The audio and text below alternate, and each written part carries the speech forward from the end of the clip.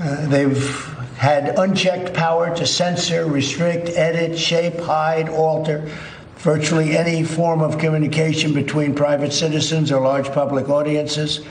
There's no precedent in American history for so small a number of corporations to control so large a sphere of human interaction, and that includes individual people controlling vast amounts of territory, and we can't allow that to happen, especially when they go about doing what they're doing, because they're doing things incorrectly. They have points of view, and if we go by that, it's actually amazing that there was a success in 2016, but we can't let this continue to happen. It's very, very unfair. And you look at the statistics and you look at what is going on, and I think everybody would very much agree with that. Including Democrats, by the way. I saw quite a few Democrats are saying this is about time something is done. So let's see if they keep that decision after they hear that we agree with them.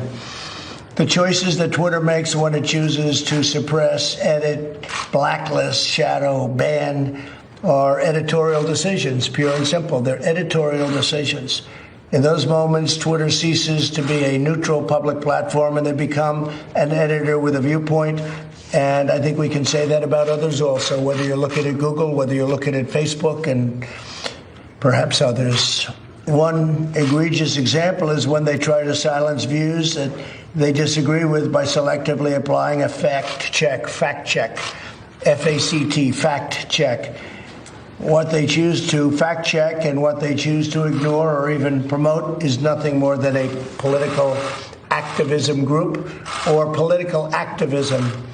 And it's inappropriate. You look at what's happened, you look at where they're going, where they're coming from. I think you all see it yourselves. This censorship and bias is a threat to freedom itself. Imagine if your phone company silenced or edited your conversation. Social media companies have vastly more power and more reach than any phone company in the United States, more reach actually than your newspapers by far, more reach than a lot of your traditional forms of communication. Therefore, today I'm signing an executive order to protect and uphold the free speech and rights of the American people. Currently, social media giants like Twitter receive an unprecedented liability shield based on the theory that they're a neutral platform, which they're not an editor with a viewpoint. My executive order calls for new regulations under Section 230 of the Communications Decency Act to make it that social media companies that engage in censoring or any political conduct will not be able to keep their liability shield. That's a big deal. They have a shield. They can do what they want. They have a shield. They're not going to have that shield. My executive order further instructs the Federal Trade Commission, FTC, to prohibit social media companies from engaging in any deceptive acts or practices affecting commerce.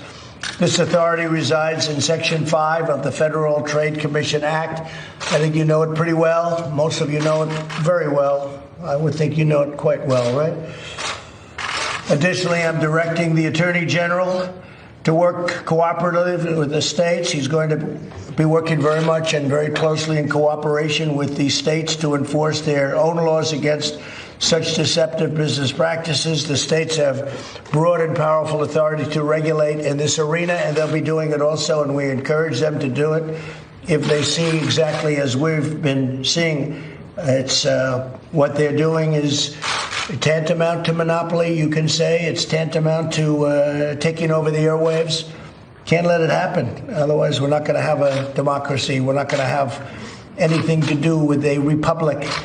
Finally, I'm directing my administration to develop policies and procedures to ensure taxpayer dollars are not going in any social media company that repress free speech. The government spends billions of dollars on giving them money.